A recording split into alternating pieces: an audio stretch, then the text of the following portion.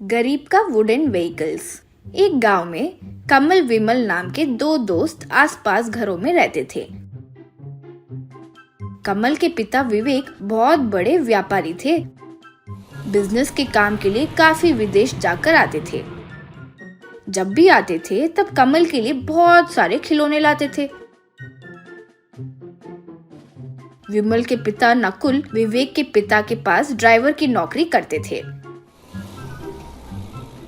कमल एक दिन जो उसके लिए कार खिलौना लेकर आए थे वो विमल के लिए लेकर आकर दिया। विमल वो देखकर, बाप रे, ये खिलौना तो बहुत महंगा दिखता है, ऊपर से नया भी है। अगर तुम्हारी मम्मी या पापा ने देख लिया तो बाप रे छोड़ेंगे नहीं, रहने दो। यूं कहा कमल।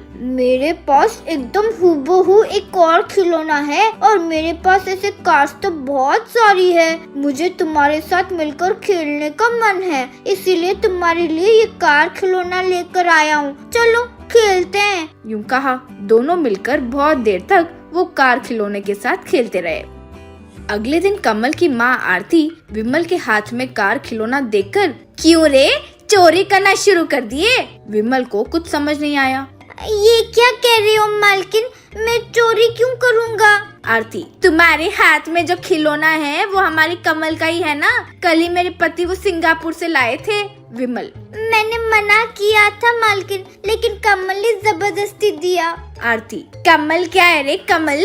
अगर वो तुम्हारे साथ मिलकर खेल रहा है तो तुम और वो एक ही समझते हो क्या? कमल बाबू कहकर बुलाओ उसे, वरना छोड़ूंगी नहीं तुम्हें। यूं बोली विमल। ठीक है मालकिन, वैसे ही बुलाऊंगा। यूं कहा।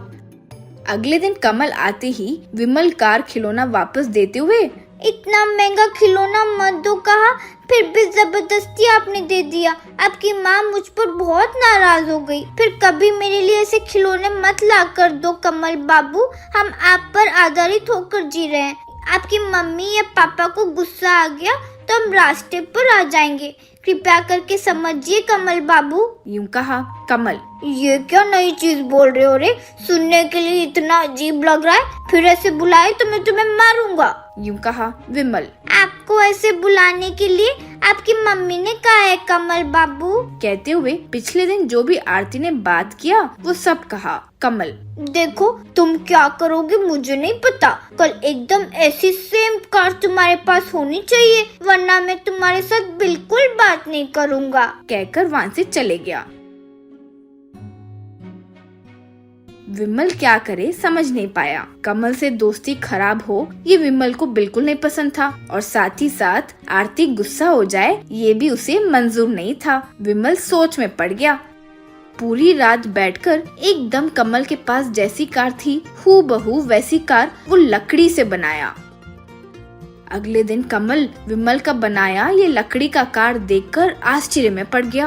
अरे मेरे पास जो कार है उससे ज्यादा अच्छा है तुम्हारा बनाया ये लकड़ी का कार। तुम इतने अच्छे लकड़ी के खिलौने बनाते हो, ये इतने दिनों से मुझे क्यों नहीं बताए? रुको, अभी मेरे पास जो भी खिलौने हैं वो लेकर आता हूँ, तुम एकदम वैसे ही खिलौने लकड़ी से बनाओ। यूं कहा।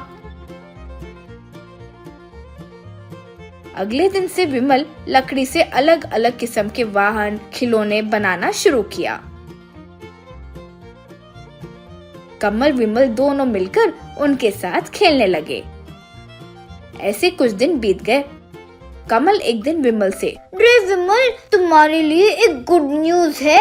हमारे स्कूल में एक मशहूर ऑटोमोबाइल कंपनी वाले नए व्हीकल डिजाइन इंस्पिरेशन के लिए कंपटीशन रख रहे हैं। जो सेलेक्ट होगा उस डिजाइन के लिए 5 लाख रुपए प्राइज मनी के साथ साथ पूरी पढ़ाई का स्कॉलरशिप भी देंगे।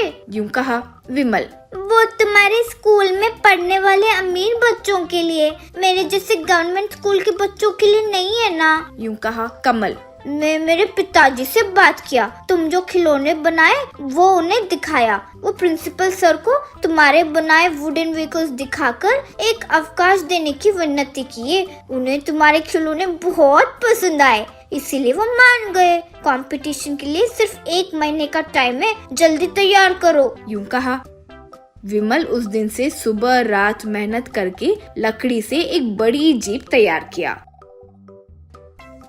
कंपटीशन का दिन आ गया। विमल का बनाया लकड़ी का जीप कंपटीशन में फर्स्ट प्राइज जीत गया। विमल को 5 लाख कैश प्राइज के साथ साथ स्कॉलरशिप भी मिला। उसकी इतनी मदद करने के लिए विमल कमल का खूब शुक्रिया अदा किया।